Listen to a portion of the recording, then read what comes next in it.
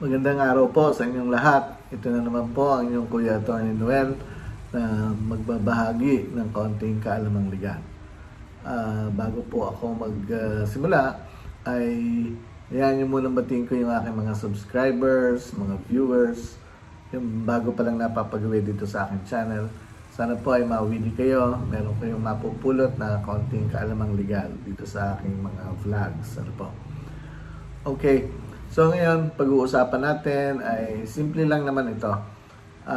Ano ba ang gagawin natin kung halimbawa yung ating nawawalang titulo ay nakita na, pero tayo nakapag-file na ng Affidavit of Loss sa Register of Deeds at nag-i-start na yung petition natin sa court for the replacement of lost title.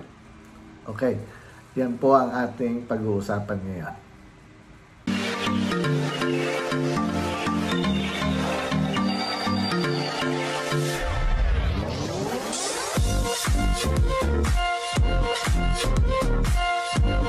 Okay po, yan. May mga insidente na yung nakapag-file na tayo ng Affidavit of Loss kasi nawawala yung titulo natin, hindi natin mahanap.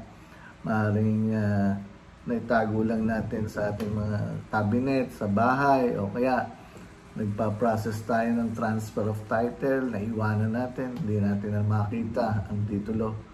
So, ang ginagawa kasi diyan ng mga ganyan nawawalan ng titulo ay pumupunta agad sa opisina ng isang abogado, notary public, upang magpagawa ng tinatawag na Affidavit of Loss.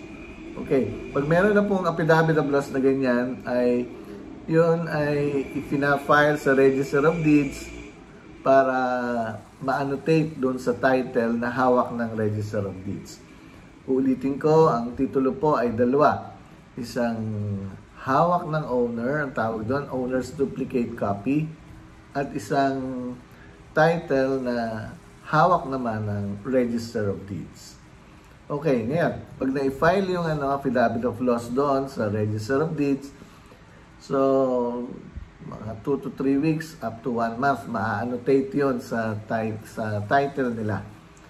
So, ang gagawin ng ng nawawala yung titulo, yung may-ari, ay kukuha siya ng tinatawag na certified true copy ng title at yun ay gagamitin niya, babalik siya sa abogado, notaryo publiko upang magpagawa ng tinatawag na petition for the replacement of lost title. No?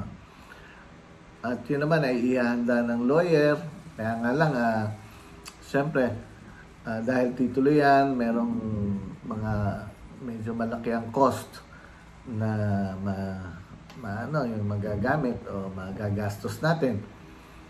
So, pag nagawa na ng lawyer ang petition, ipa-file yan sa court. Ngayon, pag na-file na yan sa court ay mga 30 to 60 days magpapadala ng notice ang court, isa-set na yung first hearing. Okay. So, ganyan po yung proseso hanggang first hearing, yung jurisdictional requirement, second hearing, pe-present na yung petitioner. Tapos na po yun after that. Hihintay na lang ang decision. Ngayon, paano ba kung halimbawa nakita na nga yung title, hindi naman pala nawawala, o kaya ay sa maling lugar lang na itabi? So, nakita rin. O kaya, may hawak pala nung iba ay ibinalik sa kanila. So, ang ginagawa dyan ng may-ari ay bumabalik sa abogado, sa notaryo publiko, upang magpagawa ulit o upang magpagawa naman ng tinatawag na Affidavit of Recovery. Opo. Yung Affidavit of Recovery, nakalagay naman doon ang facts na yung title na nawawala ay nakita na. So, muli, ipa-file yun doon sa, sa Register of Deeds. At, 2 to 3 weeks din, or up to 1 month, yun ay maitatatak na muli doon sa title na hawak ng Register of Deeds. Ngayon, kung nakapending na yung, petition sa court, at yun nga, ongoing na ang hearing, nag-first hearing na, pwede na mga habulin. So, paglabas ng certified true copy ng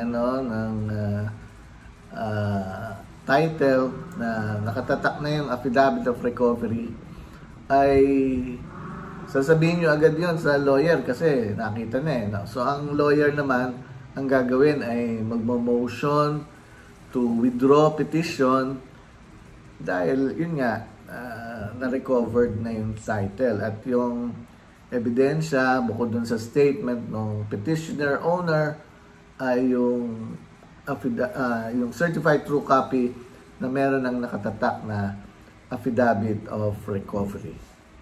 Okay. Mas mabilis ang proseso niyan kung siyempre, kung sino yung nagpagawa ng affidavit of loss, ay siya rin yung magpapagawa ng affidavit of recovery. Bilang petitioner din sa court, through his or her lawyer, ay isa-submit yun sa korte, yung certified true copy na may affidavit of recovery, at magmo-motion ang lawyer ng tinatawag na yung motion to withdraw petition dahil na-recovered na nga po ang title. Okay. So, yan po. Yan po ang dapat gawin kung sakaling ang titulong nawawala ay nakuha ng muli ng may-ari ng lupa.